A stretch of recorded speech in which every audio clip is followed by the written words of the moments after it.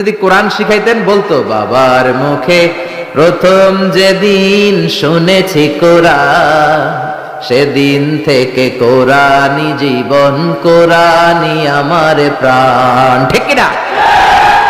এজন্য কোরআন শিখাবেন ছোট্টবেলা থেকে, ইসলাম শিখাবেন ছোট্টবেলা থেকেই। আমাদের গ্রাম বাংলায় একটা কথা বলে, কাঁচা না নোয়ালে বাঁশ পাকলে করে। আপনারা বলেন, কাঁচা না নোয়ালে বাঁশ পাকলে করে? পাকলে করে টাস টাস বা ঠাস ঠাস যেটাই বলেন। ছোট্টবেলা থেকে ইসলাম শিখাবেন। বড় হয়ে গেলে আর শিখানো হয় না, শিখানো যায় না। আমাদের অনেক প্রোগ্রামে লোকজন পানি পড়ার জন্য আসে, বলে আজহারী সাহেব একটু পানি পড়া দেন। তো কিসের পানি পড়া? বলে আমার ছেলের জন্য। কি সমস্যা? আমার ছেলে কথা শুনে না। ও, আপনার ছেলের বয়স কত? কই হুজুর 30। সর্বনাশ, 30 বছরের পুয়ার তো পানি পড়া দিয়ে কাজ হবে না। এখন পানি পড়া না, আমারে মেশিনে ঢুকাইয়া বাইটা খাওয়াই দিলেও পোলা কথা শুনবে না। ঠিক কিনা?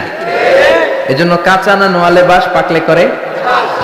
ছেলে মেয়েগুলো যখন ছোট্ট থাকে কাদামাটির মতো থাকে, দেখবেন কামার একই কাদামাটি দিয়ে প্লেট বানায়, একই কাদামাটি দিয়ে জগ বানায়, একই কাদামাটি দিয়ে গ্লাস বানায়, একই কাদামাটি দিয়ে পুতুল বানায়।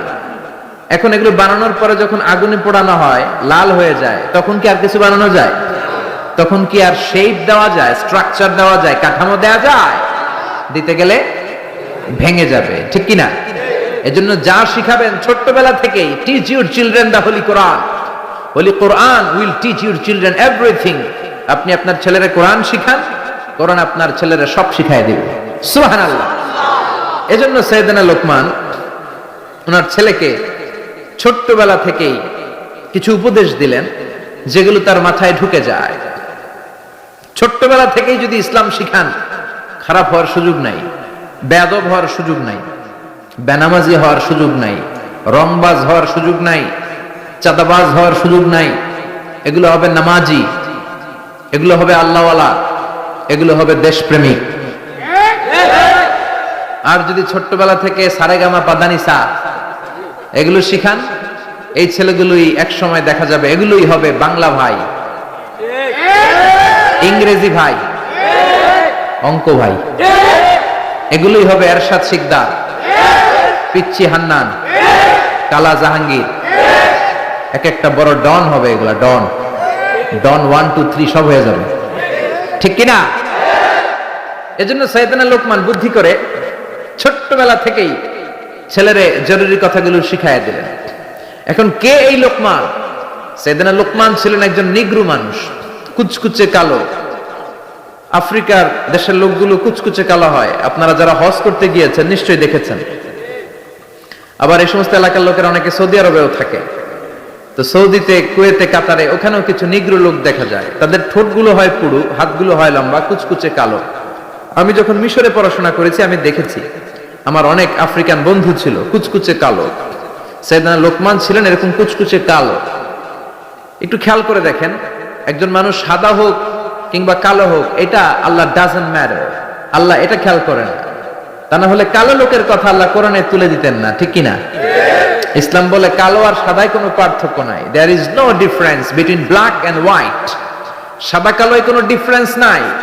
ডিফারেন্স হচ্ছে তাকওয়ার দিক থেকে। ইন্না আকরামাকুম ইনদাল্লাহি আতকাকুম। যার কলিজায় আল্লাহর ভয় বেশি, সেই আল্লাহর কাছে সেরা। ঠিক কিনা? এজন্য কালো হওয়ার পরেও সাইয়েদনা লোকমানের কথা আল্লাহ তুলে দিলেন কোরআনের ভিতরে সরাসরি। উনি পেশায় ছিলেন রাখাল, ছাগল চড়াতেন। সারাদিন ছাগল চড়ানোর পরে যখন ঘরে ফিরে আসতেন, তখন এরকম হাজার মানুষের মিলন মেলা ওনার ঘরের বাইরে। ওনার মনিব বলে, সর্বনাশ, আমার রাখালের কথা শোনার জন্য এত মানুষ কেন? লোকদের জিজ্ঞেস করলো, তোমরা আসছো কেন? সবাই বলে, আপনার রাখাল এটা সাধারণ কোনো মানুষ নয়, সে অসাধারণ মানুষ, সে অনেক বড় জ্ঞানী পণ্ডিত ব্যক্তি। মনিব বলে, আমার রাখাল আবার পণ্ডিত হলো কবে? আজকে একটু টেস্ট করি। ইবনু জারীর আত-তাবারি ওনার তাফসিরের ভেতরে, তাফসিরে তাবারিতে এই বর্ণনাটা এনেছেন। ইবনু জারীর আত-তাবারির নাম শুনেছেন? অনেক বড় মুফাসসির ছিলেন, মুআররিখ ছিলেন, ইতিহাস বেত্তা ছিলেন। ওনার তাফসির বিশাল ভলিউমের তাফসির, আমরা আল আজহারে পড়েছি। ওনার তারিখের গ্রন্থ তারিখ ইবনে জারীর অনেক বড় তারিখের ইতিহাসের গ্রন্থ। উনি সারা জীবনে যা লিখেছেন সেটা যদি উনার জীবনকাল দিয়ে ভাগ করা হয় তাহলে দেখা যায় উনি প্রতিদিন গড়ে লিখেছেন প্রায় 85 পৃষ্ঠা। আপনারা 85 পৃষ্ঠা কি ডেইলি পড়েন? আমরা তো 85 পৃষ্ঠা পড়তেও পারি না। উনি প্রতিদিন অন অ্যাভারেজ গড়ে 85 পৃষ্ঠা লিখতেন। উনি উনার তাফসীর ইবনে জারিরে এনেছেন। মনিব লোকমানকে বলল, ইয়া লোকমান ইযহাব ওয়াযবাহ শাতান, যাও একটা ছাগল জবাই করো, ওয়া আখরিজ মিনহা আতিয়াবা মুদগাতাইন, জবাই করে ছাগলের দেহের সবচেয়ে দামি দুইটা অঙ্গ ছুরি দিয়ে কেটে নিয়ে আসো। সাইয়েদনা লোকমান গেলেন, ফা আখরাজা আল লিসানা ওয়াল কলব, ছাগল জবাই করে ছাগলের জিহ্বাটা আর কলবটা কেটে নিয়ে আসলেন। সুবহানাল্লাহ। মনিব আবার বললেন, ইযহাব, আবার যাও, ওয়াযবাহ শাতান উখরা, আরেকটা ছাগল জবাই করো, ওয়া আখরিজ মিনহা আখবাসা মুদগাতাইন মিনহা, এবার ছাগলের সবচেয়ে নিকৃষ্ট দুইটা অঙ্গ ছুরি দিয়ে কেটে নিয়ে আসো। সাইয়েদনা লোকমান আবার ছাগল জবাই করে আবারও আখরাজাল লিসান ওয়াল কলব, জিহ্বা আর কলব কেটে নিয়ে আসলেন। সুবহানাল্লাহ পড়বেন না? মনিব বলে, মা হাযা ইয়া লোকমান, লোকমান এটা আবার কেমন কথা? সব চাইতে দামি অঙ্গ কেটে আনতে বললাম, জিহ্বার কলব আনলাম, সবচেয়ে নিকৃষ্ট দুইটা অঙ্গ কেটে আনতে বললাম, সেবারও জিহ্বার কলব আনলাম। এবার সাইয়েদনা লোকমান উত্তরে বলে, জিহ্বা এমন অঙ্গ, এই অঙ্গ যদি ভালো হয় এর চেয়ে ভালো আর কোনো অঙ্গ হয় না। আর জিহ্বা এমন অঙ্গ, এই অঙ্গটা যদি খারাপ হয়ে যায় এর চেয়ে খারাপ অঙ্গ দেহে আর হয় না। এই জিহ্বা দিয়ে যদি কোরআন তেলাওয়াত করেন, এই জিহ্বা দিয়ে যদি আল্লাহর জিকির করেন, এই জিহ্বা দিয়ে যদি হকের কথা বলেন, সত্য সাক্ষী দেন, এই জিহ্বা দিয়ে যদি দ্বীনের দাওয়াত দেন, এই জিহ্বার চেয়ে ভালো অঙ্গ আর মানব দেহের মধ্যে দ্বিতীয়টা হতে পারে না। আর এই জিহ্বা দিয়ে যদি মানুষকে আপনি গালি দেন, মুখের কথা দিয়ে যদি কষ্ট দেন, এই জিহ্বা দিয়ে যদি চুগলখুরি করেন, গীবত করেন, মানুষের মধ্যে প্যাচ লাগান, সমাজে অশান্তি লাগান, জিহ্বার চেয়ে নিকৃষ্ট না, ঠিক কিনা? এজন্য আল্লাহ বললেন, আলাম নাজআল লাহু আইনাইনি ওয়া লিসানান ওয়া শাফাতাইনি ওয়া হাদাইনাহুন নাজদাইন। ওরে গোলাম, তোরে কি আমি চোখ দেই নাই? তোরে কি আমি ঠোঁট দেই নাই? তোরে কি আমি জিহ্বা দেই নাই? জিহ্বা দিলেন কে? দেহের সবচেয়ে নরম অঙ্গ, জিহ্বার চেয়ে নরম অঙ্গ দেহে আর আছে? একটা চুল পড়লেও টের পাওয়া যায়, পাওয়া যায় না? পাওয়া যায় না? ছোট্টবেলা আমরা বলতাম জিহ্বা হইতো মুসলমান, দাঁত হইলো কাফের। আপনারা বলতেন? কারণ দাঁতের ভেতরে যদি কুরবানির গোশত খাইতে খাইতে আটকায়, জিহ্বা দিয়ে ঠেলে ঠেলে বের করা যায়, ঠিক কিনা? যে জিহ্বা দাঁতের উপকার করলো, সেই দাঁত প্রায় জিহ্বাকে কামড় দেয়, ঠিক কিনা? এজন্য আমরা ছোট্টবেলা বলতাম জিহ্বা হচ্ছে মুসলমান, দাঁত হলো কাফের। আবার ছোট্টবেলা ছেলে মেয়েরা বলতো কালো পিঁপড়া গুলো হচ্ছে মুসলমান, লালগুলো কাফের, ওই যে কামড়াইতো, এই কারণে। তো জিহ্বাটা এত নরম অঙ্গ, নরম নরম টিস্যু দিয়ে আল্লাহ জিহ্বাকে তৈরি করেছেন। আমাদের জিহ্বার পার স্কয়ার সেন্টিমিটারে টেস্ট বাড রয়েছে 184টা। সেই হিসাবে এই ছোট্ট জিহ্বা দিয়ে আপনি কয়েক হাজারেরও বেশি ধরনের খাদ্যের স্বাদ আস্বাদন করতে পারেন। আল্লাহু আকবার। আবার জিহ্বাটা এত নরম, আল্লাহ বললেন নরম জিহ্বা দিয়ে নরম কথা বলো, ফাকুলা লাহু কওলান লাইনান লাআল্লাহু ইয়াতাযাক্কারু আও ইয়াখশা। ও মুসা, তোমার মেজাজ দিয়েছি গরম, কিন্তু জিহ্বা দিয়েছি নরম। ফেরাউনের কাছে যখন দ্বীনের দাওয়াত নিয়ে যাবা, গরম মেজাজটা নিয়ে যেও না, নরম জিহ্বা দিয়ে নরম ভাষায় দাওয়াত দিবা, ঠিক কি না? নরম জিহ্বা দিয়ে নরম ভাষায় দাওয়াত দিলে হয়তো ফেরাউনের কলিজাটারেও হেদায়েতের দিকে ঝুঁকিয়ে দিতে পারে কে? এজন্য আল্লাহ বলেন, আলাম নাজআল লাহু আইনাইনি ওয়া লিসানান ওয়া শাফাতাইন, আমি তোরে জিহ্বা দিয়েছি। জিহ্বা দিয়েছে কে? আপনি হিউম্যান অ্যানাটমি নিয়ে যদি একটু চিন্তা করেন, একটু ফিকির করেন, আপনি অবাক হয়ে যাবেন যে আল্লাহ তাআলা কেমন করে আমাদের এই শরীরবিদ্যা, এই অ্যানাটমি সেট করেছেন। যেইখানে যেই অঙ্গটা দেওয়া দরকার আল্লাহ সেটা সেখানে দিয়েছেন। নাক যেখানে হলে ভালো ওখানে, জিহ্বা যেখানে হলে ভালো, যেমন হলে ভালো ঠিক ওখানে, মুখ যেখানে হলে ভালো ঠিক ওখানে দিয়েছেন। নাক এইখানে না দিয়ে আমাদের প্রত্যেকের নাক যদি আমাদের পিঠে দিয়ে দিত, আল্লাহ কি অবস্থা হতো? কথা শুনতেছেন? কোনো খাবার খাওয়ার আগে খাবারটা কি ভালো না বাসি হয়ে গেছে ওটা দেখার জন্য পিঠে নেওয়া একটা, ঠিক কিনা? সুবহানাল্লাহ পড়বেন না? চোখ দুইটা দিলেন এত চমৎকার জায়গা, একসাথে দেখা যায়, নাক দিয়ে শোকা যায়, তারপরে খাওয়া যায়। চোখ দুইটা যদি এইখানে না থাকে, মাত্র 2 ইঞ্চি উপরে হইতো, ডান চোখটা যদি এইখানে হইতো, বাম চোখটা যদি এইখানে হইতো, কি হইতো? শীতের বিকালে ফুটবল খেলতে যায়, ফুটবলে হেড দিলে চোখ দুইটা ডিমের মতো পোষ হয়ে যেত, ঠিক কিনা? কি আজীব তামাশা, কত সুন্দর সেটিং আল্লাহ। অনেকে বলে কানগুলো আল্লাহ এরকম পেঁচাই দিছে কেন? কপাল পোড়া, মূর্খ, নাদান, জানেই না। কানের ভেতরে এই পেছনে পেছনে অংশ যদি না থাকতো, আপনি ইথারে ভেসে আসা কোনো কথাই শুনতে পেতেন না।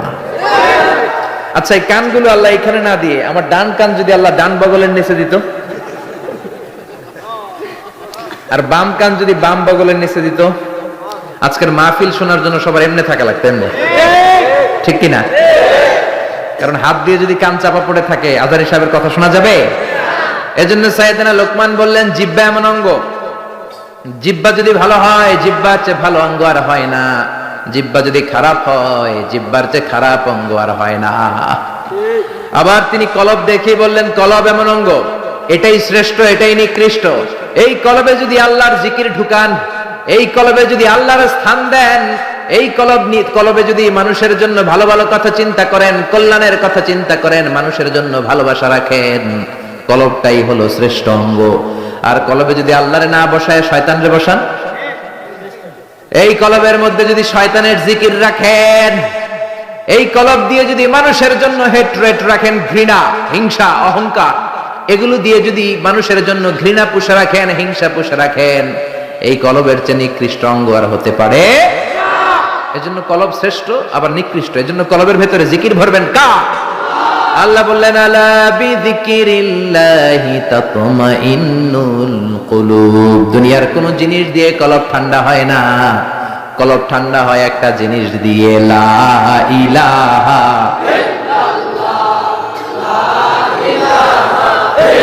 লা ইলাহা ইল্লাল্লাহু মুহাম্মাদুর রাসূলুল্লাহ সাল্লাল্লাহু। এজন্য কলবে জিকির থাকবে কার? নাকি কলবে আয়না বসাইবেন? অনেকে আয়না বসাই, কি বসায় না? বলে আয়না বসাইয়া দে মোর কলবের ভিতর বাবারে, বলে বলে। আপনারা বসাবেন না তো? জিকির করবেন কার? মনিব বলে, তাই তো, আমার এই রাখাল তো যেন তেন কোনো রাখাল নয়, এটা তো অনেক মহাজ্ঞানী রাখাল। মনিব বলে, যা রে লোকমান যা, আর আমার রাখালগিরি করার কোনো দরকার তোর নাই, আজকে থেকে তোরে আমি আজাদ করে দিলাম। তোর হিকমতপূর্ণ কথাগুলো সমাজে ছড়িয়ে দে। সেই লোকমানের কথা আমরা শুনবো, পড়েন ইনশাআল্লাহ। আল্লাহ বললেন, ওয়ালাকাদ আতাইনা লুকমানাল হিকমাতা আনিশকুর লিল্লাহ ওয়া মান ইয়াশকুর ফাইন্নামা ইয়াশকুরু লিনাফসিহি ওয়া মান কাফারা ফাইন্নাল্লাহা গনিয়্যুন হামিদ। আল্লাহু আকবার। আমি লোকমানকে হিকমত দিয়েছি, কার কথা? হিকমত শব্দটার সাথে আপনাদের পরিচয় আছে? বলে না যে হুজুর একটু হিকমত নিয়ে কইেন, হুজুর অনেক ঝামেলায় আছে। নোয়াখালীতে মাহফিল কয়, হুজুর খালি হিকমত, হুজুর একটু হিকমত দিয়ে বলে, আর কত হিকমত করুন, হুজুর একটু হিকমত করেন, হুজুর হুজুর একটু হিকমতের সাথে বললেন। আপনার বলার দরকার নাই, হুজুর হিকমতের সাথেই বলবে, কারণ আল্লাহ দাঈল, আল্লাহকে বলেছে কথা যখন বলবা হিকমতের সাথে দাওয়াত দিবা। উদউ ইলা সাবিলি রাব্বিকা বিল হিকমাতি ওয়াল মাউইযাতিল হাসানাতি ওয়াজাদিলহুম বিল্লাতী হিয়া আহসান। মানুষের কাছে যখন কোরআনের কথা পৌঁছে দিবা, হিকমতের সাথে দিবা, ঠিক কি না? হিকমত অনেক দামি জিনিস ভাই। হিকমত আল্লাহ সবাইরে দেয় না, আর যারে দেয় তার কপাল লাল করে দেয়, ঠিক কি না? ইউতিল হিকমাতা মান ইয়াশাউ ওয়া মান ইউতাল হিকমাতা ফাকাদ উতিয়া খায়রান কাসীরা। আল্লাহ যারে চায় হিকমত দেয়, আর আল্লাহ যারে হিকমত দেয় তারে কল্যাণ দেয়, ঠিক কি না? আবার হিকমতের আরেক অর্থ হলো সুন্নাহ। বিশ্বনবীর দায়িত্ব ছিল ইউআল্লিমুহুমুল কিতাব ওয়াল হিকমা, কিতাব শিখাবে, কোরআন শিখাবে, আর হিকমত শিখাবে। তার মানে বিশ্বনবীর সুন্নাত শিখাবে, ঠিক কি না? হিকমতের বাংলা হলো প্রজ্ঞা। হিকমতের বাংলা কি? ইংরেজিতে বলে উইজডম। খেয়াল রাখবেন, জ্ঞান আর প্রজ্ঞা এক জিনিস নয়। জ্ঞান হচ্ছে নলেজ, ইলম। জ্ঞান খাটানোর, কলা কৌশল জানার নাম হচ্ছে হিকমা। নলেজকে কাজে লাগানোর, যে মেকানিজম, কর্মকৌশল, জ্ঞান প্রয়োগের বাস্তব কর্মকৌশল জানার নাম হচ্ছে প্রজ্ঞা। যেরকম সুবহানাল্লাহ। কেমন করে কথা বলতে হয়, কোন জায়গায় কি বলতে হয়, কার সামনে কি বলতে হয়, কোন শব্দ চয়নে বলতে হয়, এটা জানার নাম হচ্ছে হিকমত। পড়েন আল্লাহু আকবার। আপনি জানেন নামাজ পড়লে সওয়াব হয়, নামাজ পড়া ফরজ, যারা নামাজ পড়বে তারা জান্নাতি, এই জানাটার নাম হলো ইলম বা জ্ঞান। কিন্তু কেমন করে রুকু করতে হয়, কেমন করে সিজদা করতে হয়, এটা জানার নাম হলো হিকমত। সুবহানাল্লাহ। আল্লাহ আমাদেরকে হিকমত দিয়ে ধন্য করুক, আমরা পড়ি আমিন। আল্লাহ বললেন ওয়ালাকাদ আতাইনা লুকমানাল হিকমাতা আনিশকুর লিল্লাহ। আমি আমার প্রিয় বান্দা, আমি আল্লাহর ওলি, আমার ওলি লোকমানকে হিকমত দিয়েছি। কে দিয়েছে? আর তারে বলেছি আনিশকুর লিল্লাহ, শুকরিয়া করবা একজনের, তিনি কে? ওয়া মান ইয়াশকুরু ফাইন্নামা ইয়াশকুরু লিনাফসি, আর যে শুকরিয়া করে তার নিজের জন্যই করে। শুকরিয়া করলে আমাদের লাভ, না শুকরি করলে আমাদের লস। আল্লাহর কোনো লাভ লস আছে নাকি? জোরে বলেন আছে? আল্লাহ বললেন শুকরিয়া করলে আমি বাড়িয়ে দেব, শুকরিয়া না করলে যা দিয়েছি সেটাও কেড়ে নেব।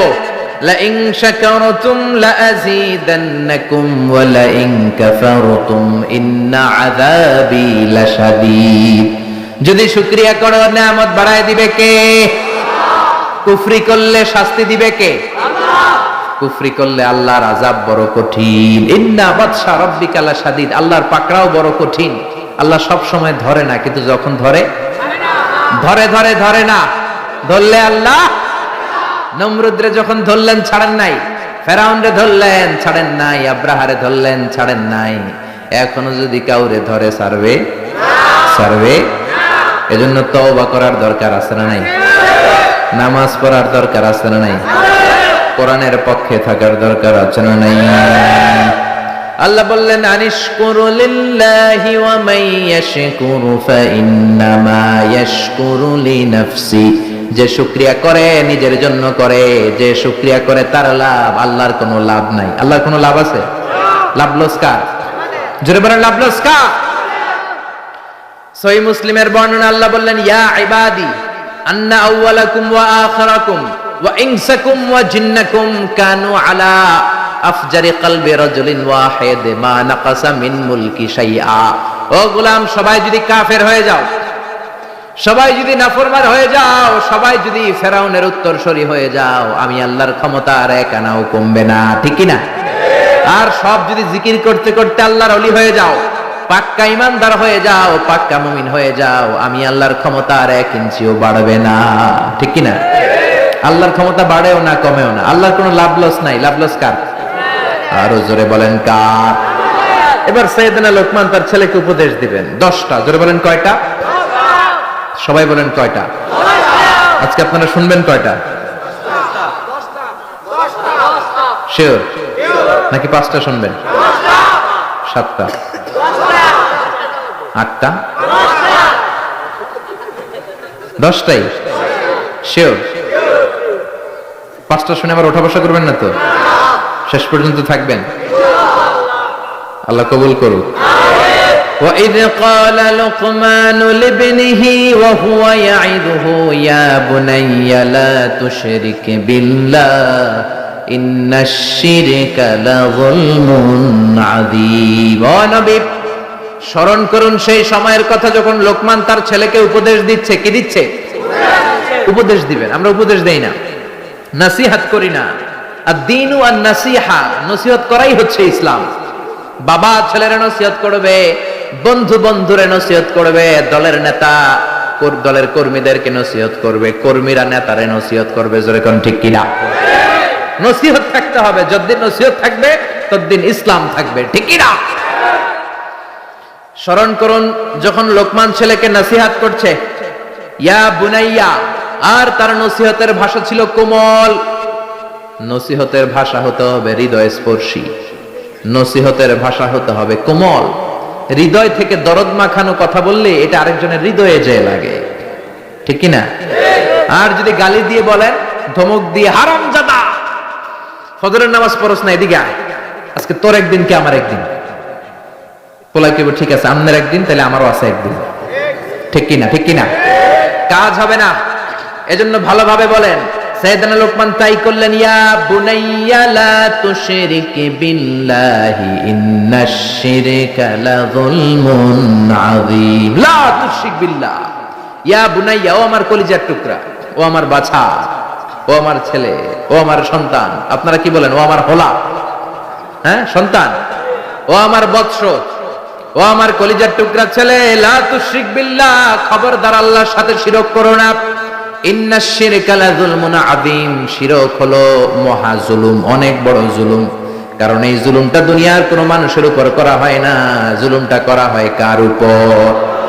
যে আল্লাহ আপনার রিজিক দিয়েছে, জীবন দিয়েছে, সব দিয়েছে, আপনি আল্লাহর সাথে শিরক করে আল্লাহর উপর জুলুম করলেন, এটা মহা বড় জুলুম। চিল্লায় এখন ঠিক কিনা? এজন্য ছেলেকে সাবধান করে দিলেন। বাবা যারা এসেছেন, ছেলেরা প্রথমে শিরকের ব্যাপারে সাবধান করবেন। কারণ শিরক হলো ঈমান বিধ্বংসী মারণাস্ত্র। এই শিরক, এটা এইডস এর চেয়ে ভয়ঙ্কর, এটা ক্যান্সারের চেয়ে ভয়ঙ্কর। ক্যান্সারের অ্যানসার আছে, শিরকের কোনো অ্যানসার নাই। এজন্য বিশ্বনবী বলতেন, আখফা মিন দাবিবিন নামাল, পিপিলিকা যেমনি গুটি গুটি পায়ে মিষ্টির বক্সের দিকে এগিয়ে যায়, তেমনি শির গুটি গুটি পায়ে তোমার দেহের ভেতরে ভাইরাসের মতন ঢুকে তোমার ঈমানটারে সারখার করে দেয়। এজন্য আমরা যখন নামাজে দাঁড়াই, আল্লাহ বলে নামাজ পরে পড়িস, আগে বল শিরক করস কিনা।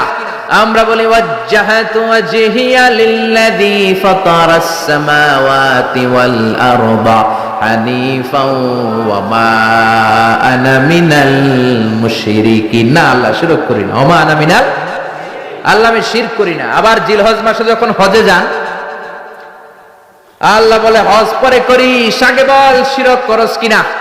আমরা বলি লাব্বাইক আল্লাহুম্মা লাব্বাইক, লাব্বাইক লা শারীকা লাক লাব্বাইক, আল্লাহ আপনার কোনো শরীক নাই, আমরা শিরক করি না।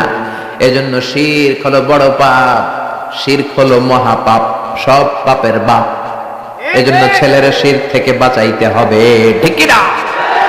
আল্লাহ বললেন, ইন্নাল্লাহা লা ইয়াগফিরু আন ইউশরাকা বিহি ওয়া ইয়াগফিরু মা দুনা যালিকা লিমান ইয়াশা।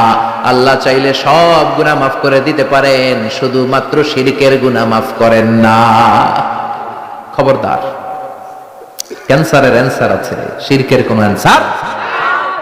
এজন্য আল্লাহ বললেন হাদিসে কুদসিতে, ইয়া ইবাদি লাউ আতাইতানি বিকরাবিল আরদি খাতায়া, কিয়ামতের দিন পাহাড় পরিমাণ গুনার স্তূপ নিয়ে যদি আমার সামনে আসো, জমিন পরিমাণ গুনাহ নিয়ে যদি আমার সামনে আসো, ওই গুনার মধ্যে যদি কোনো শিরকের গুনাহ না থাকে, আমি পাহাড় পরিমাণ দয়ার ক্ষমা নিয়ে বান্দা তোমার কাছে হাজির হয়ে যাব।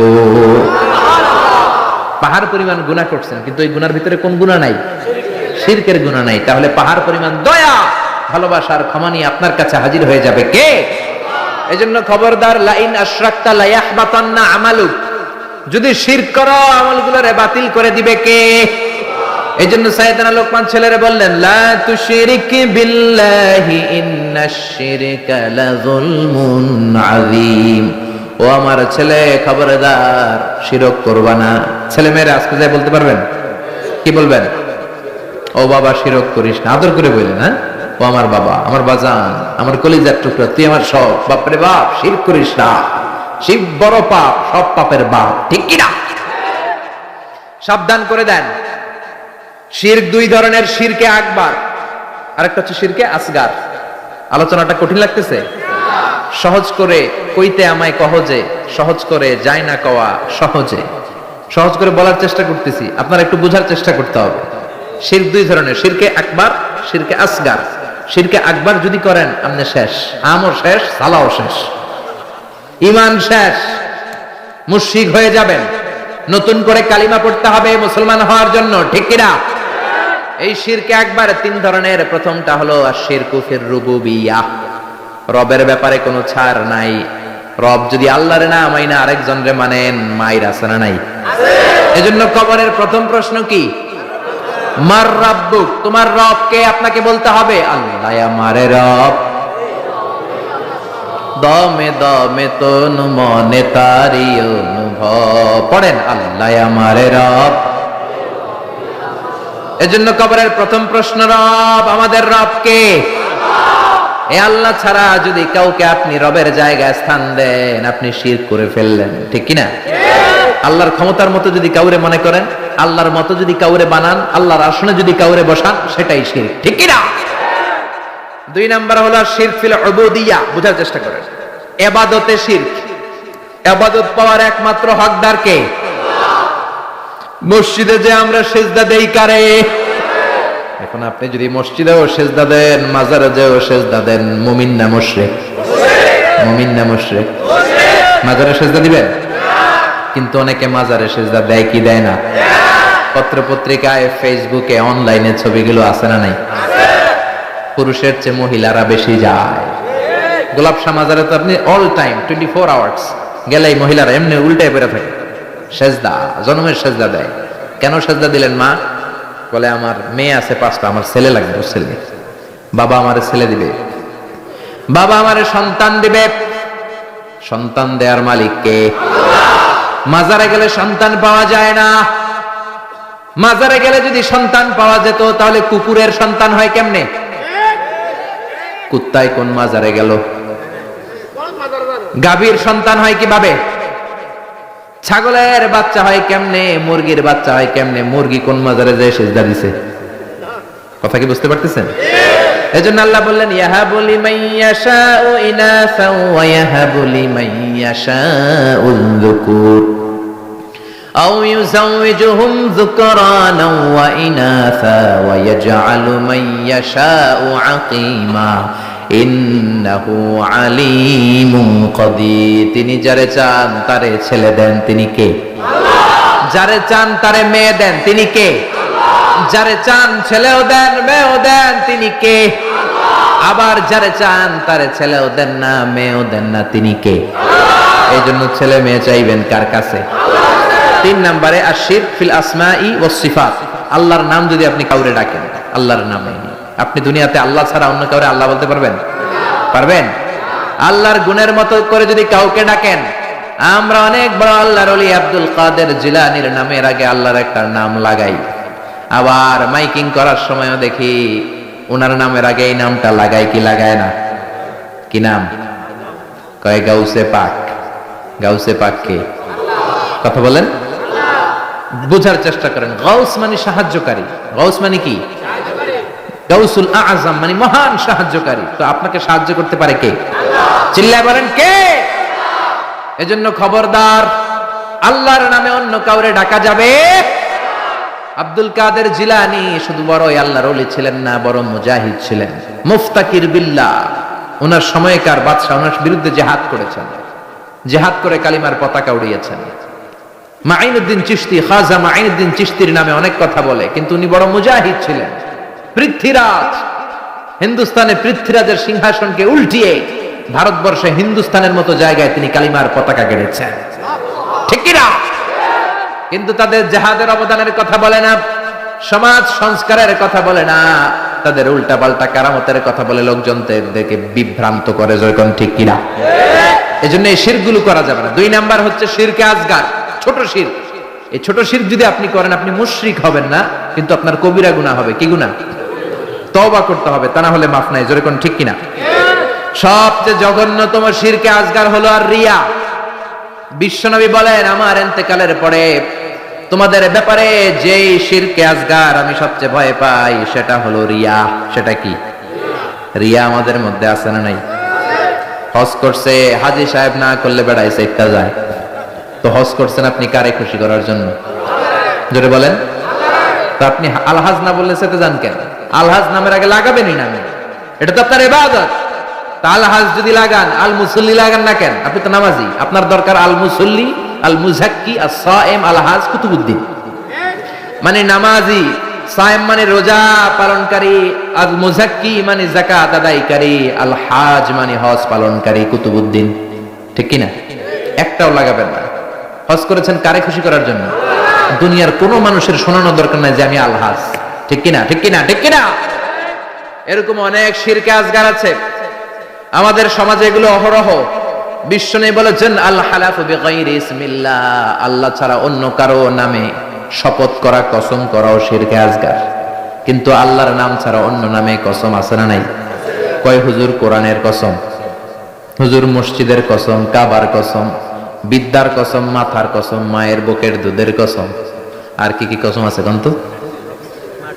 মাটির কসম, কিসের কসম? ছেলের কসম, ছেলের কসম, মেয়ের কসম, আছে না নাই? আছে না নাই? করা যাবে? কসম কাটলে একজনের নামে কাটবেন, তিনি কে? বিষ্ণু বলেছেন, মান কানা হালিফান লা মাহালাতা ফালিয়াহলিফ বিল্লাহ। কোন ঝামেলায় পড়ে কোন বিষয়কে বেশি গুরুত্ব আরোপ করার জন্য, এমফাসাইজ করার জন্য যদি কখনো কসম কাটতে হয়, একজনের নামে কাটবা, তিনি কে? আল্লাহর নামে কসম হবে, আল্লাহ ছাড়া কারো নামে কসম হবে? এরপর বিষ্ণু বললেন, লা তিয়ারাতা ফিল ইসলাম, ইসলামে তিয়ারা বলতে কিছু নাই, সুলক্ষণ কুলক্ষণ অপয়া কুফা বলতে কিছু নাই। কিন্তু আমরা কথায় কথায় বলি তুই কুফা, ঠিক কিনা?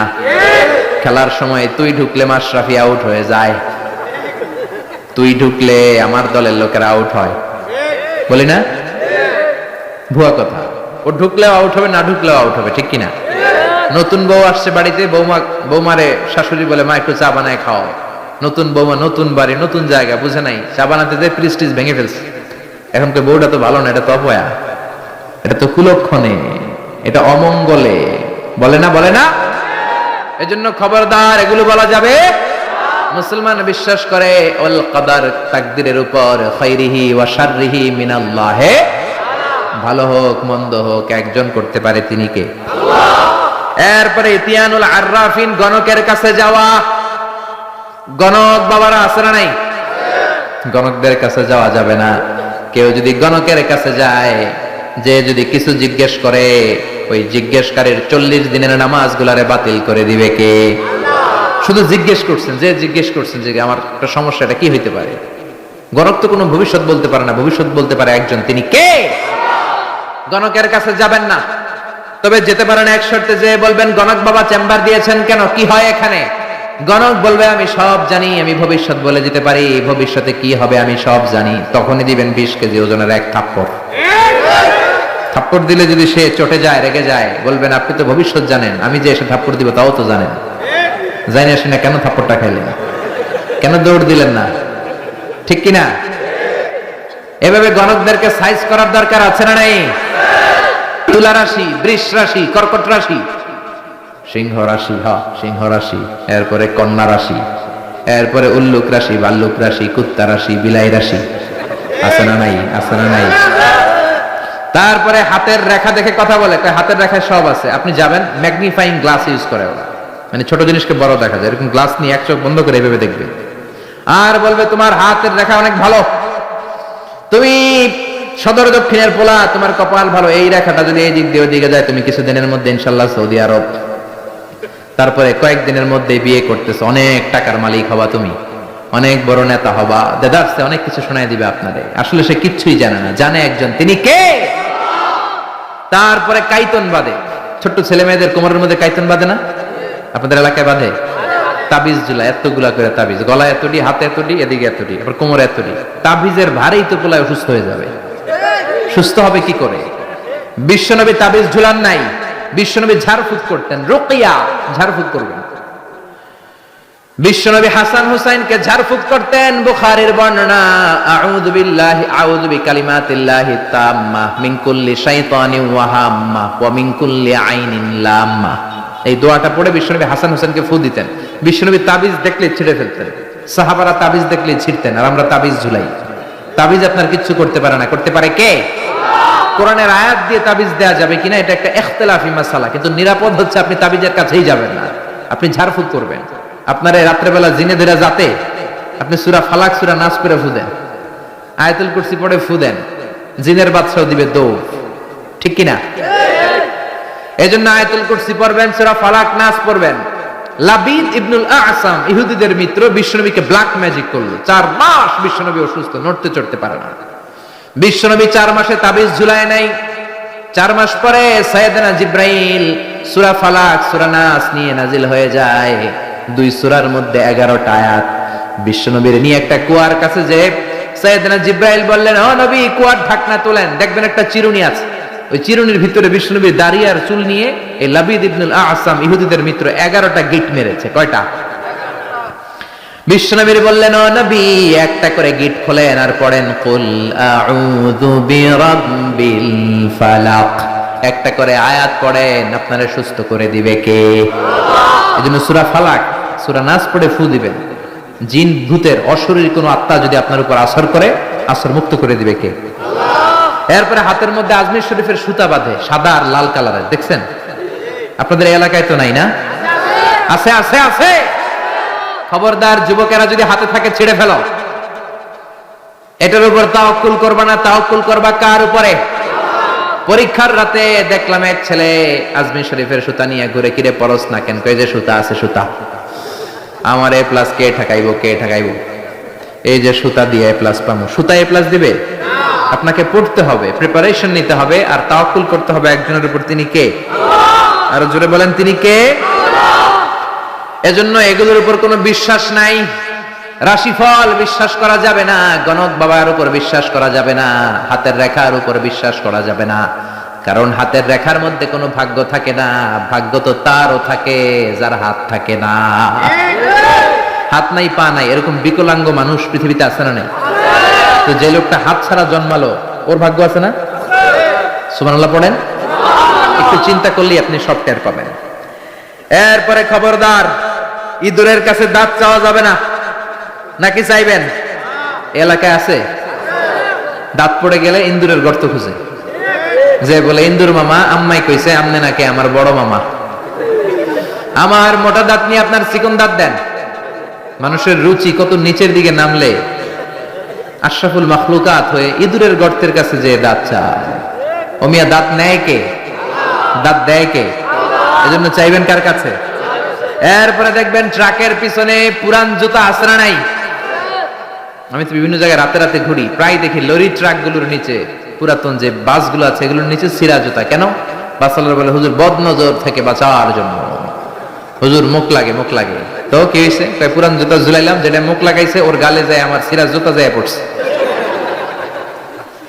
পড়ছে পড়ছে না। তা আপনি আপনার ট্রাক বাঁচানোর জন্য আপনি তাওয়াক্কুল করলেন ছিঁড়া জুতার উপর। আপনার ট্রাক বাঁচবে কেমনে? এটা তো রাস্তায় আপনি অ্যাক্সিডেন্ট করে মরবেন, এমনি তো আপনি মরবেন, ঠিক কি না? তাওয়াক্কুল হবে একজনের উপর, তিনি কে? তারপর অনেক ড্রাইভাররা মাজার দেখলে গাড়ি স্লো করে, আছে না নাই?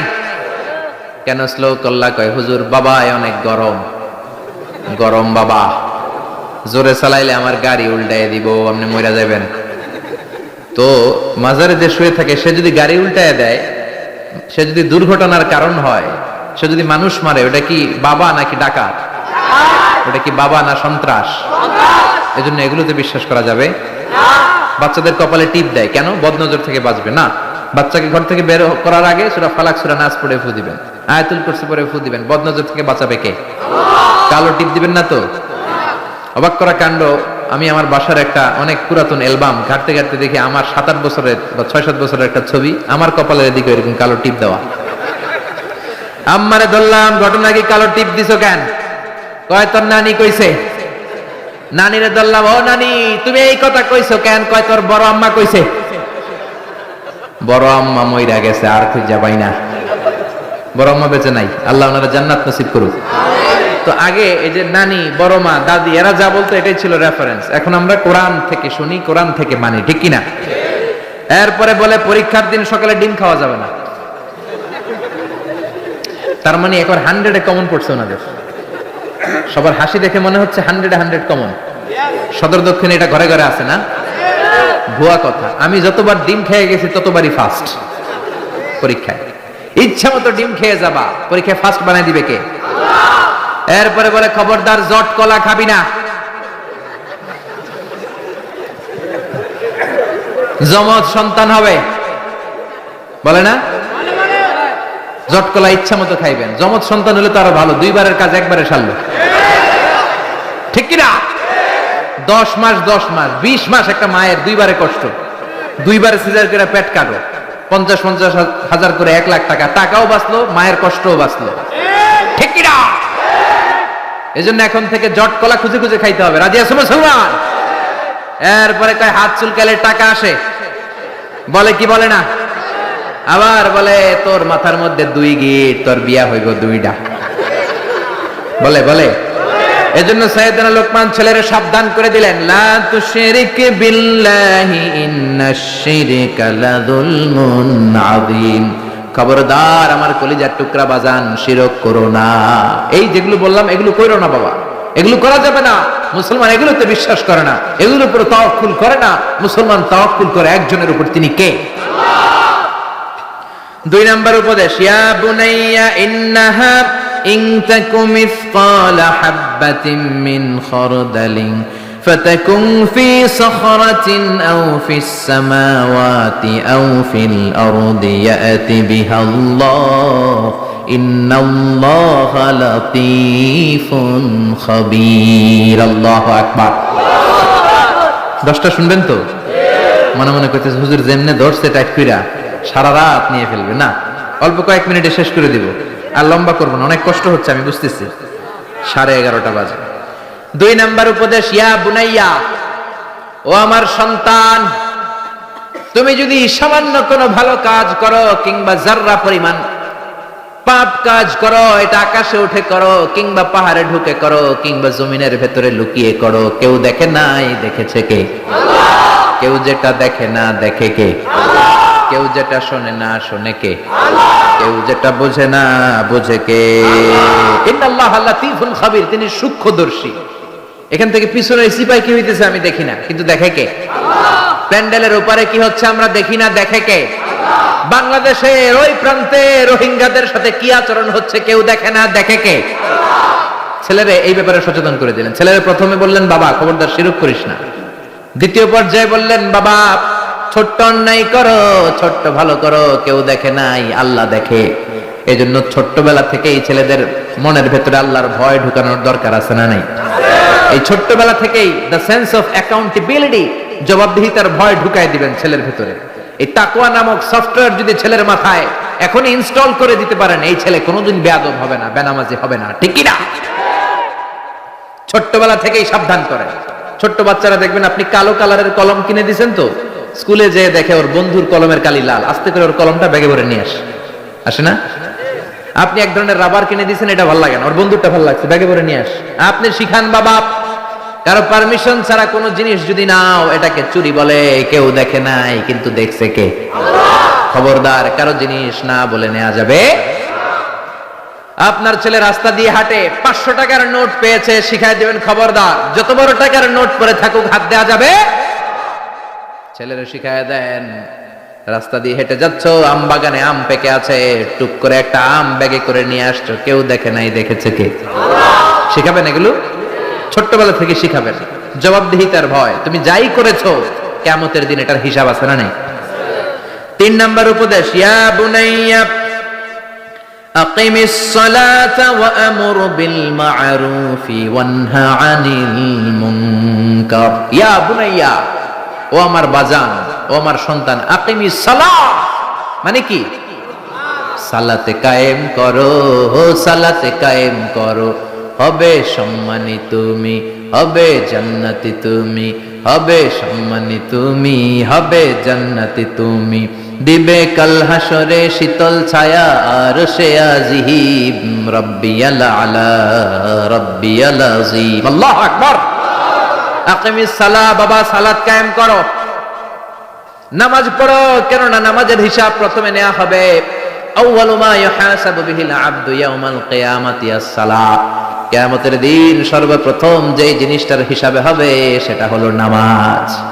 ফাইন সলুহাত সলুহা সাইরু আমালি, নামাজের হিসাব যদি সহজ হয় পুরো আমলনামাটারে সহজ করে দিবে কে? আল্লাহ। ওয়া ইন ফাসাদাত ফাসাদা সাইরু আমালি, নামাজের হিসাব যদি গন্ডগোল লেগে যায় সব গন্ডগোল পাকায় দিবে কে? আল্লাহ। এজন্য ছেলেরা ছোট্টবেলা থেকেই নামাজ শিখাবেন। রাজি আছেন তো? তাহলে সাইয়েদনা লোকমান প্রথমে বলল, বাবা শিরক করবি না। তারপরে বলল, বাবা যাই করো না কেন কেউ না দেখুক, দেখে কে? আল্লাহ। তারপরে বলল, বাবা সালাত কায়েম করো। কি কায়েম করো? বিশ্বনবী বললেন, মুরু সিবিয়ানাকুম বিসসালাতি ওয়া হুম 7 সিনিন, ছেলের বয়স যখন 7 হয় নামাজের আদেশ দাও। ওয়াদরিবুহুম আলাইহা ওয়া হুম 10 সিনিন, 10 বছর বয়স হলে নামাজের জন্য শাসন করো। ঠিক কি না? বয়স যখন 7 শাসন করবেন না, বলবেন বাবা নামাজে যা, সাথে করে নিয়ে যাবেন। অবশ্যই বাচ্চাদেরকে মসজিদে নিয়ে যাবেন। আমাদের বাংলাদেশে বাচ্চা নিয়ে মসজিদে ঢুকতে দেয় না। কিছু মুরব্বীরা চাইতে ওঠে, কিছু মুরব্বীরা রেগে যায়। এই মুরব্বীরা ওই বাচ্চার বয়সে মসজিদের দিকে পয়রা পিছলা খাইয়া পড়েও নাই, ঠিক কি না? কিন্তু বাচ্চা দেখলে ধমকায়। পৃথিবীর কোন দেশে বাচ্চা মসজিদে ঢুকলে ধমকায় না। বাচ্চারা খেলা করতেছে, আওয়াজ করতেছে, কেউ কিছু বলে না। একটু ডেকে বলে দুষ্টামি করো না, ওই পাশে যাও, আস্তে আস্তে খেলো, ডিস্টার্ব যাতে না হয়। কিন্তু বাংলাদেশে ছোট্ট বাচ্চা নিয়ে ঢুকলেই বিপদ। লাভ দিয়ে ওঠে মুরব্বীরা। ও আমার মুরব্বী বাজানেরা, ছোট্ট বাচ্চা দেখলে ধমকাবেন না। আজকে ধমকায় যে বের করে দিলে না, আর ভিতরে ঢুকবে না, বাইরে সাদাবাজি করবে, রংবাজি করবে, ঠিক কিনা? ঢুকতে দেন, অ্যাকোমোডেট করেন, যত বেশি অ্যাকোমোডেট করা যায়। মহিলাদেরকে মসজিদে ঢুকতে দিবেন। বিশ্বনবী ঈদগাহে আসতে বলেছেন মহিলাদেরকে, হায়েজওয়ালি মহিলারাও যেন আসে, ওন্না না থাকলে আর মহিলা থেকে ওন্না নিয়ে যেন আসে। জুমার নামাজে, ঈদের নামাজে মহিলাদের আসতে হবে যদি জায়গা থাকে। কিন্তু ওয়াক্তিয়া নামাজগুলো মহিলারা ঘরে পড়বে। মহিলারা ঘরে নামাজ পড়লে ডবল সওয়াব, ঠিক কিনা? কিন্তু ঈদের নামাজে, জুমার নামাজে আসার দরকার আছে না নাই? মহিলাদের জন্য আমরা মসজিদে তালা ঝুলালাম, মসজিদে মহিলাদের ঢুকতে দেই না। এজন্য দেশের নারীরা দুইটা জায়গায় বেশি যায়, এক যায় বাজারে, দুই যায় মাজারে। মসজিদে ঢুকতে দেই না, আমরা আটকায় রাখছি। এজন্য ছোট্ট বাচ্চাদেরকে ঢুকতে দিবেন। আর বাচ্চা নিয়ে যারা যাবেন, কাতারের এক পাশে চলে যাবেন, একেবারে ডান দিকে বা বাম দিকে। বাচ্চারা ডানে বা বায়ে রাখবেন, মাঝখানে রাখলে আবার কাতার মাকরু হয়। এটা বুঝাই দিলেই হইলো। কিন্তু বাচ্চা দেখে ধমকাবেন না। কোনদিন কোনো বাচ্চারে মসজিদ থেকে বের করবেন না, খবরদার, আল্লাহ আপনারা জান্নাত থেকে বের করে দিবে। বাচ্চা যদি মসজিদে যায় বুঝাবেন, আহলান সাহলান বলবেন, সালাম দিবেন। জীবনটা তার এই তো শুরু। এখনই যদি মসজিদে আসে, পাক্কা মুসল্লি। আপনি নামাজ ধরছেন কত বছর বয়সে? আপনি দাড়ি রাখা ধরছেন কত বছর বয়সে? দাঁড়িয়ে এই দেশের মানুষেরা রাখে যখন আর ব্লেড দিয়া কিছু করা যায় না। হয় ব্লেড ভাঙবে, নয় গাল কাটবে। হয় গাল কাটবে, নয় ব্লেড ভাঙবে। ওই সময় দাঁড়িয়ে রাখা শুরু করছে, ঠিক কিনা? ঠিক কিনা? ঠিক কিনা? সমাজে কেউ তারে দাম দেয় না, ছেলে কথা শোনে না, মেয়ে কথা শোনে না, বাড়িতে সময় কাটে না, তখন মসজিদ ধরছে। এরকম নামাজি আছে না নাই? তারপর আপনাদেরকে আহলান ওয়া সাহলান, যারা এরপরেও দাঁড়িয়ে রেখেছেন, এরপরেও মসজিদে যাচ্ছেন, আহলান ওয়া সাহলান। কিন্তু বাচ্চাদেরকে মসজিদ থেকে কোনোদিন তাড়িয়ে দেয়া যাবে। ছেলেরে বললেন আকিমিস সালাহ, নামাজ পড়ো। 7 বছর বয়স থেকে যদি আপনি দাওয়াতি কাজ করেন, 8 বছর বয়সে বলবেন বাবা পড়, 9 বছরেও পড়, 10 বছরও যদি না পড়ে তখন শাসন। 7 বছর থেকে বলা শুরু করলে 10 বছরের আগেই ছেলে পাক্কা নামাজি, ঠিক কিনা? অনেকে বলে হুজুর সকালবেলা আমার ছেলে ঘুমায়, আমি কি করুম? আমার অনেক আদরের পোলা সকালে ঘুমায়। আহা, আমার পোলাটা সকালবেলা ভূমিকম্প হইলে কি করবেন? দৌড়। আপনি একাই দৌড় না, পোলা লইয়া দৌড়? তা আদরের পোলা না, একটু ঘুমায়। সকালবেলায় আগুন লাগলে কি করবেন? আগুন লাগলে কি করবেন? আদরের পোলা আর একটু ঘুমাক নাকি? দুনিয়ার আগুন থেকে বাঁচানোর জন্য ছেলেরা যদি টানা হেচড়া করে ঘর থেকে বের করে বাঁচাতে পারেন, জাহান্নামের আগুন থেকে বাঁচানোর দায়িত্বটা বাবা হিসেবে আপনার আছে না নাই? এজন্য সাইয়েদনা লোকমান 3 নম্বরে বললেন আকিমিস সালাত, নামাজ কায়েম করো। 4 নম্বর উপদেশ, ওয়া আমুর বিল মা'রুফি ওয়ানহা আনিল মুনকার, ভালো কাজের আদেশ দাও, মন্দ কাজ থেকে নিষেধ করো, ঠিক কি না? ছেলেরে বুঝালেন, বাবা তুই একা নামাজ পড়লে হবে না রে বাবা, তোর ফ্রেন্ডস সার্কেলকে একসাথে নিয়ে মসজিদে ঢুকবি, বন্ধু বান্ধব নিয়ে ঢুকবি। একা ভালো করলে হবে না, সমাজটারও ভালো করার দরকার আছে না নাই? আপনি একাই বুজুর্গ, একাই আল্লাহর ওলি, সমাজটারও বুজুর্গ বানানোর দরকার আছে না নাই? একা নামাজ পড়লে আপনি পার পাবেন না। কিয়ামতের দিন আল্লাহ বলবে তোর ফ্রেন্ড সার্কেল নামাজ পড়ে নাই কেন? বিকেল বেলা ক্রিকেট খেলার পরে অজু করে তুই মসজিদে ঢুকতি, তোর বন্ধুগুলোর মাঝখানে দাওয়াতি কাজ করলি না কেন? বন্ধু বান্ধবদেরকে ইসলামের দাওয়াত দিলি না কেন? এই জন্য একা বাঁচলে হবে না, সমাজের সবাইকে নিয়ে বাঁচতে হবে। মরলে একসাথে মরবো, বাঁচলে একসাথে বাঁচবো, ঠিক কি না? ছেলেরা এটাই শিখালেন, ওয়া আমুর বিল মা'রুফ, সৎ কাজের আদেশ দাও, ওয়ানহা আনিল মুনকার, খারাপ কাজ থেকে মানুষকে বাধা দাও, থামায় দাও, প্রতিবাদ করো। প্রতিবাদ আমরা ভুলেই গেছি। আমরা হেকমত করতে করতে প্রতিবাদের ভাষা আমরা হারিয়ে ফেলেছি। আমাদের ঈমান ভোতা হয়ে গিয়েছে, আমাদের কণ্ঠ থেকে প্রতিবাদের আওয়াজ আর বের হয় না। আমরা সমাজের অন্যায়গুলো দেখেও দেখি না, পাপগুলো শুনেও শুনি না, মাজলুমদের আর্তচিৎকার আমাদের কানে পৌঁছতে চায় না। আমরা সবাই মিলে যদি সমাজটারে সুন্দর করতে চাই, জালিমের দাঁত ভাঙা জবাব দিতে চাই, সাহায্য করবে কে? আল্লাহ।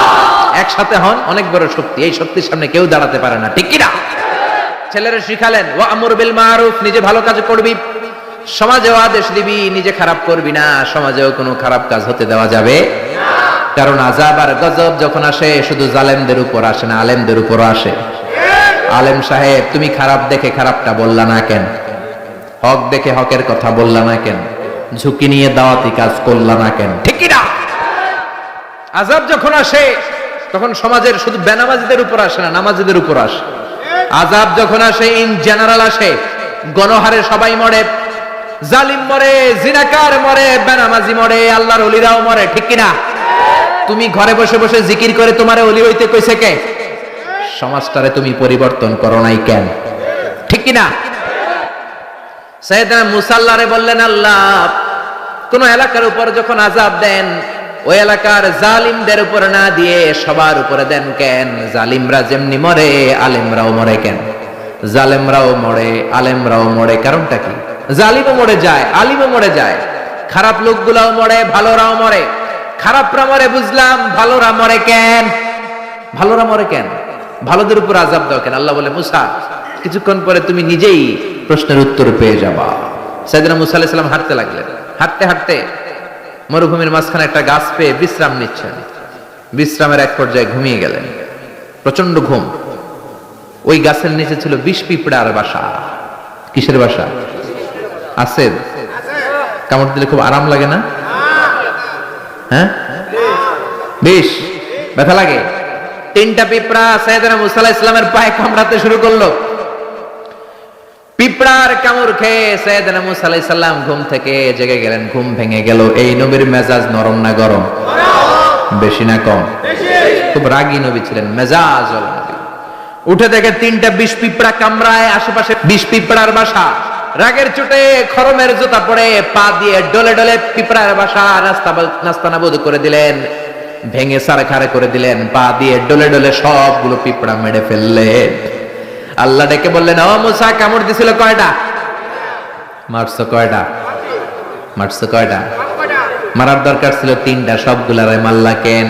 মুসারে, আমি যখন আযাব দেই, আমি যখন গজব দেই, আমি যখন ধ্বংসলীলা করি, তখন সমাজের শুধু জালেমদের উপরে করি না, আলেমদের উপরও করি, ঠিক কি না?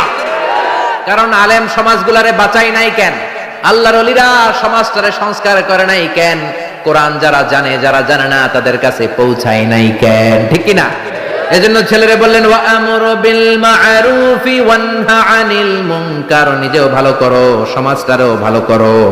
ওয়াসবির আলা মা আসাবাক, তারপরে বিপদে ধৈর্য ধরো। ইন্না যালিকা মিন আজমিল উমুর, এটাই প্রত্যয়ী মুমিনের কাজ। ছেলেরে বুঝালেন, বাবা তুই যদি নামাজি হোস, তুই যদি হকের পথে দাওয়াত দিস আর অন্যায়ের প্রতিবাদ করিস, বাতিলের তীর তোর বুককে ঝাঁঝরা করে দিবে। বাতিল তোর উপর রক্ত চক্ষু ফেলবে, চোখ গরম করবে, জেলে ঢুকাবে, জরিমানা দিবে, অত্যাচারের স্টিম রোলার তোর উপরে নেমে আসবে। কেউ যদি নামাজি হয়, কেউ যদি সৎ কাজের আদেশ দেয়, সমাজে অন্যায়ের বিরুদ্ধে যদি সোচ্চার হয়, তার বিরুদ্ধে বাম আর রামপন্থীরা আছে না নাই? ছেলেরা আগে থেকে সাহস যোগাচ্ছে সাইয়েদনা লোকমান, তুমি যদি নামাজি হও, সৎ কাজের আদেশ দাও, অসৎ কাজ থেকে নিষেধ করো। বাবা মনে করো না তোমারে কেউ ফুলের বিছানা দিয়ে তাকবীর দিবে, তোমাকে তোমার এলাকা ছেড়ে অন্য এলাকাতেও থাকা লাগতে পারে, যেরকম, ঠিক কি না? ছেলেকে সাহস যোগাচ্ছেন, ওয়াসবির আলা মা সাবাক, নামাজ যদি কায়েম করো, হকের কথা বলো, অন্যায়ের যদি প্রতিবাদ করো, তোমার উপর আযাব আর গজব আসবে, জুলুম আসবে, কিন্তু ওই জুলুমে বিন্দু মাত্র বিচলিত হওয়া যাবে না, সবর ইখতিয়ার করতে হবে, ঠিক কি না? এজন্য সবর ইখতিয়ার করার দরকার আছে না নাই? আর জোরে বলে, বিপদাবদ নবীদের জামানায়ও ছিল, সাহাবাদের জামানায়ও ছিল, আজও আছে, কিয়ামত পর্যন্ত থাকবে। জোরে বলেন ঠিক কি না?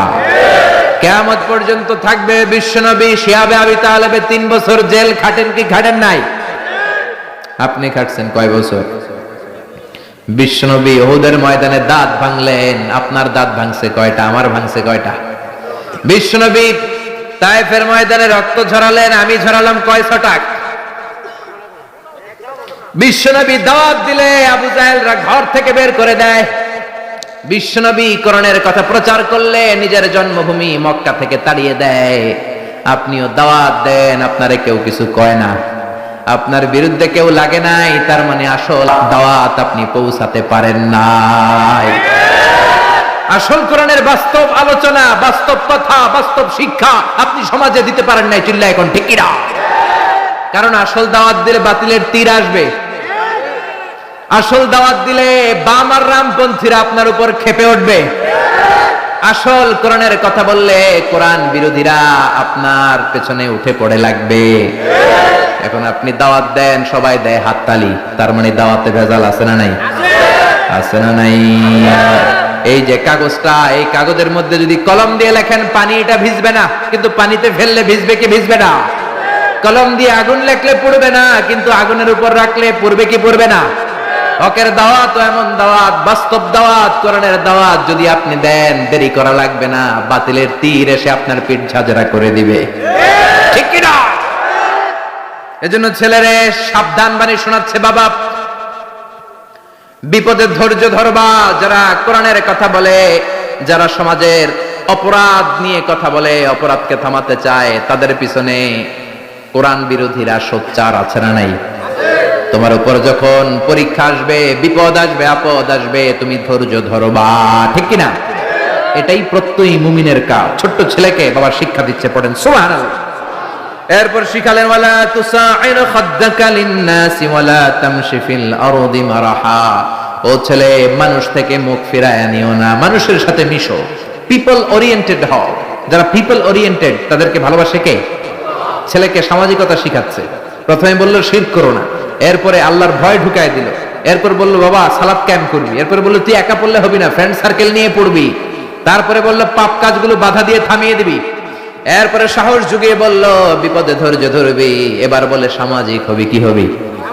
ছেলে মেয়ে, অনেক ছেলে মেয়ে আছে অসামাজিক, মুরব্বীদের সালাম দেয় না, কোথায় কি বলতে হবে জানে না, মিশতে জানে না, আছে না নাই? আনসোশাল, পুরো আনসোশাল, শিখানো হয় নাই তো।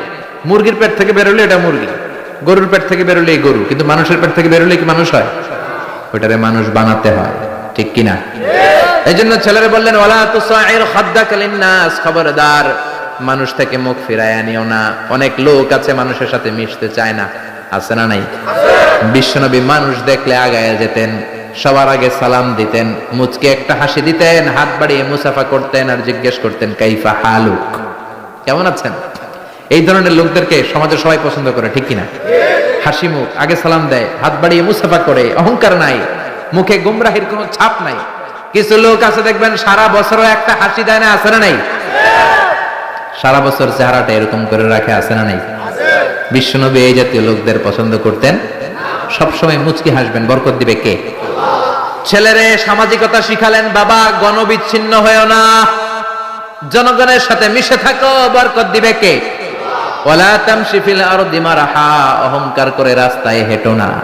যুবক ছেলেরা 5-7 জন একসাথে হইলে আর কাউরে চোখে পড়ে না, আছে না নাই? সদর দক্ষিণের ছেলেরা অবশ্য এরকম না, ভদ্র, নামাজি, আল্লাহওয়ালা।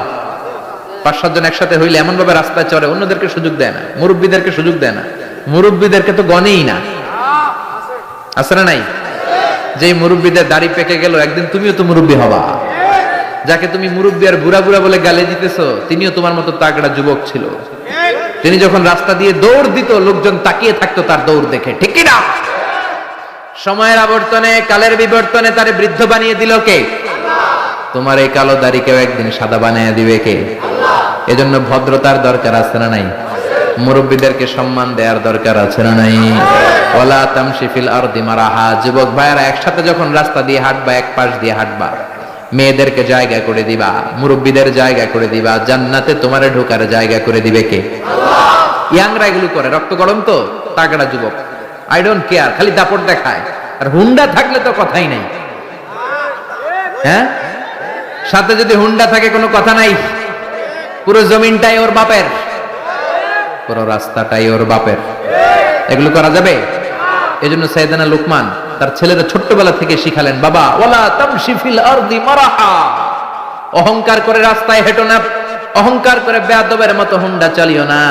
ইন্নাল্লাহা লা ইউহিব্বু কুল্লা মুখতালিন ফাখুর, অহংকারীকে আল্লাহ পছন্দ করে লা ইয়াদখুলুল জান্নাতা মান কানা ফি কলবিহি হাববাতু খারদাল মিনাল কিবর, যাররা পরিমাণ অহংকার যদি কোনো মানুষের অন্তরে থাকে, ওই লোকটা কোনোদিন জান্নাতে ঢুকবে না।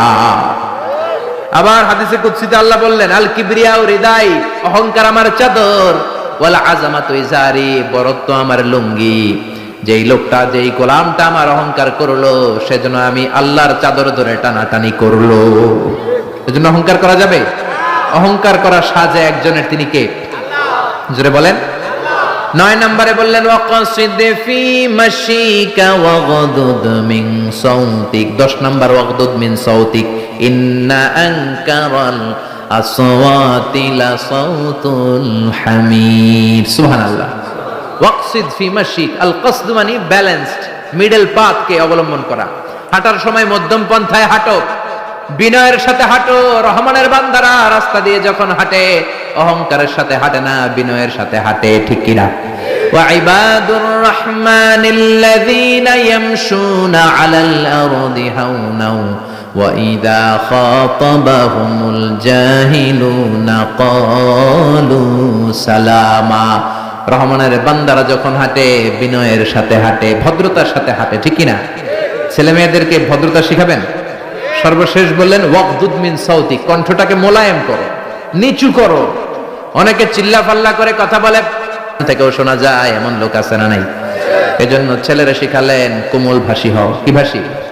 কোমল ভাষী, ভদ্রভাবে স্মুথলি কথা বলো, যাতে লোকজন তোমার কথা শুনে অভিভূত হয়, তোমার জন্য দোয়া করে, ঠিক কিনা? এগুলো বাচ্চাদেরকে শিখাবেন। আল্লাহ বললেন ইন্না আনকারাল আসওয়াতি লা সাউতুল হামির, বড় গলায়, কর্কশ গলায় যারা কথা বলে, তাদের কথাকে আল্লাহ গাধার আওয়াজের সাথে তুলনা করলেন। কিসের আওয়াজ? আরো জোরে বলেন। গাধার আওয়াজ শুনছেন? বিকট, অদ্ভুত, বিদঘুটে একটা আওয়াজ। মিশরে তো আমি অনেক গাধা দেখেছি। মিশরে গাধার পিঠে করে কমলা বিক্রি করতো, ইউসুফি বলে কমলাকে। কি বলে? আর এই যে আমরা মালটা খাই যে, এটা বলে বুর্তুকল। কি বলে? এই বুর্তুকল খুবই কম দামে পাওয়া যেত। ইউসুফি 2 টাকা কেজি, ইজিপশিয়ান 2 পাউন্ড, 13 দোকানে 26 টাকায় 1 কেজি কমলা, 26 টাকা 1 কেজি মালটা। কি নিয়ামতের দেশ আরব দেশ! আল্লাহ 3 জৈতুন, ইউসুফি, বুর্তুকাল, শাম্মাম দিয়ে ভরে রেখেছেন। ওখানে গাধার আওয়াজ শুনেছি, আসলে বিদঘুটে আওয়াজ। গাধা যখন আওয়াজ করত, পুরো এলাকা কেঁপে যেত ভয়ে। গাধার আওয়াজ, গাধা তখন আওয়াজ করে যখন সে শয়তান দেখে। এজন্য যারা কর্কশ গলায় কথা বলে, উচ্চবাচ্য করে, চিল্লা ফাল্লা করে কথা বলে, তাদের গলার আওয়াজকে আল্লাহ গাধার আওয়াজের সাথে তুলনা করেছেন। এজন্য কেমন করে কথা বলতে হয় ছেলে মেয়েদেরকে শেখানোর দরকার আছে না নাই? শেখাতে রাজি আছেন? রাজি আছেন? এই 10টা উপদেশ বাবা যারা হয়েছেন ছেলে মেয়েদের কাছে পৌঁছাবেন, রাজি আছেন তো? খালি ছেলে মেয়েদের উপরে পৌঁছাবেন।